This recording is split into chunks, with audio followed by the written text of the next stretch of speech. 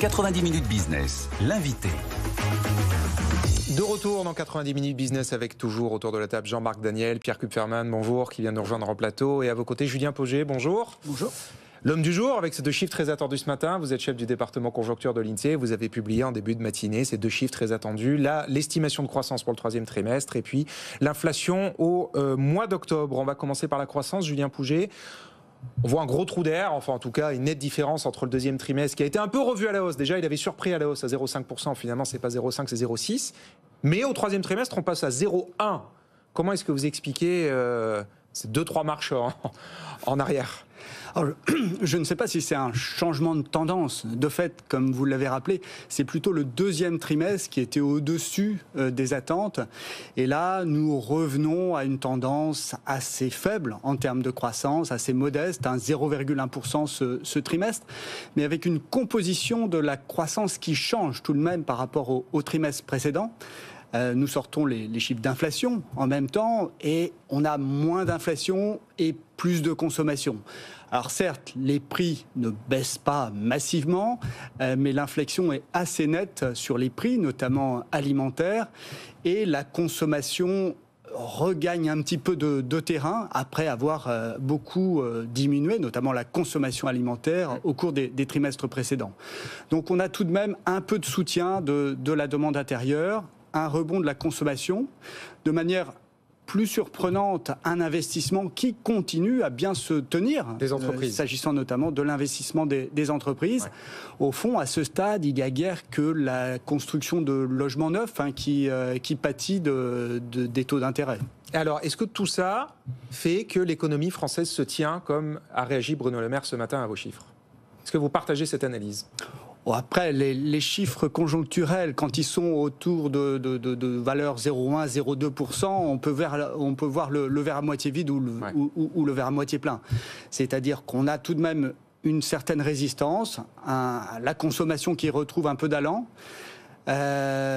Sans doute encore un peu de potentiel de rattrapage du côté de la consommation.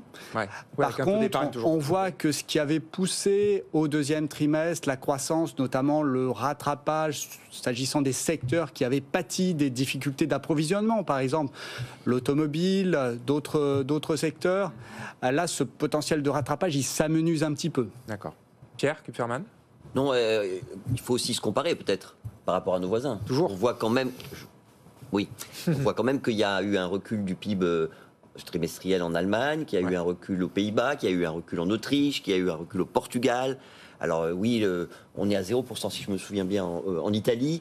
On a quelques pays comme la Belgique où ça augmente. Mais globalement, on est en recul sur la zone euro. Donc, dans la zone euro, c'est voilà. moins 0,1%. C'est pas grand-chose, c'est l'épaisseur du trait, mais malgré tout. Voilà, donc tout ça est autour de zéro. Les écarts ne sont pas très importants. Être un peu au-dessus. Mais effectivement, il y a un petit peu plus de croissance en France qu'en moyenne en zone euro au troisième trimestre. Jean-Marc ? Oui, moi quand je faisais ce métier il y a 40 ans, je faisais ça avec... Il n'y a pas si longtemps. Oui, c'est ça, il y a 40 ans. C'était une époque où il y avait de l'inflation, c'est-à-dire que mes salaires augmentaient de 3% tous les trimestres. Et là, il y avait de l'inflation. Je pense que mon jeune collègue n'a pas son salaire qui augmente de 3% tous les trimestres. Et donc, non, on avait des modèles qui étaient des modèles, justement, où la consommation était considérée comme étant un élément qui était relativement inerte, avec un multiplicateur keynésien, et que les véritables moteurs de la croissance, c'était l'investissement, la politique budgétaire et les exportations. Et donc, moi, ce qui me frappe, c'est effectivement l'incapacité à mobiliser ces vrais moteurs de la croissance. C'est-à-dire, sur les exportations, elles ne sont pas au rendez-vous. On a une perte de compétitivité, clairement, de l'économie française. Toutes les mesures qui ont été prises jusqu'à présent n'ont pas servi. Le CICE est en train de s'effacer et tout ça. La politique budgétaire est totalement bridée par tout ce qui s'est passé précédemment. Et l'investissement, je pense qu'il y a un problème de l'investissement. Le taux d'utilisation des capacités de production n'est pas au rendez-vous, donc l'investissement est, malgré des éléments un peu favorables, l'investissement ne repart pas comme il devrait après la saignée qu'on a eue en 2020 quand même.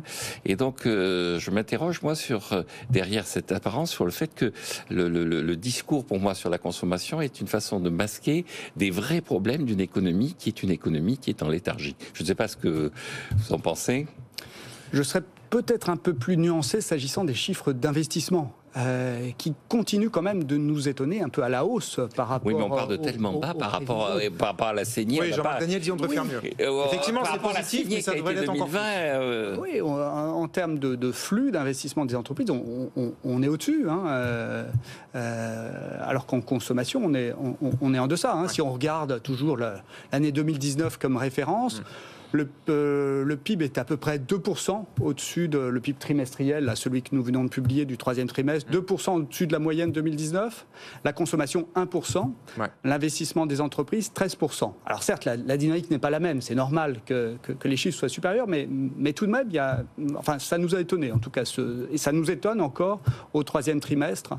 La relative résistance de l'investissement des entreprises dans un contexte de taux élevé. Dans une question, le mot de la fin, Jean-Marc. Oui, que je me pose, c'est que dans l'histoire d'arbitrage et tout ça, autour de l'épargne, on a quand même un déficit extérieur considérable qui traduit comptablement une absence d'épargne. La question que je me pose, c'est quand est-ce que effectivement on va pouvoir redresser, sinon l'épargne des ménages, du moins l'épargne des publics, pour essayer de lutter contre ce fléau qui est devenu notre commerce extérieur. Et d'un mot, Julien Pouget, là aussi, est-ce que, comme le dit Bruno Le Maire, on est en train de sortir de la crise inflationniste? Vous disiez ça a baissé, on était à 5, à 4,9 en août-septembre, on est passé à 4. 3 d'ailleurs. Absolument, article très lu depuis ce matin sur le site de BFM Business. On est en train de sortir de la crise inflationniste, ça y est, là, on voit le bout du tunnel enfin?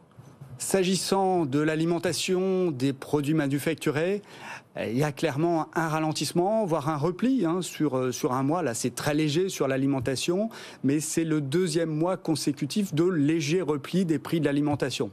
Si on regarde les choses en amont, on est à 5 mois consécutifs de repli des prix de production, cette fois-ci, donc des usines agroalimentaires. Donc le repli, ou du moins l'inflexion, elle est assez nette. Alors certes, il ne s'agit pas de baisse massive, mais on est très loin du rythme d'évolution des prix alimentaires du début d'année, où c'était un peu plus d'1,5 point chaque mois. Donc l'inflexion, elle est assez nette.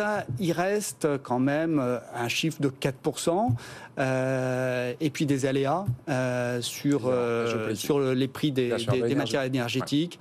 Sur les services qui sont à surveiller, finalement, là, ce mois-ci, les services deviennent la première contribution à l'inflation. Alors, compte tenu de leur poids, 50% du panier, tout à fait. Et donc c'est 3,2% sur un an. C'est pas...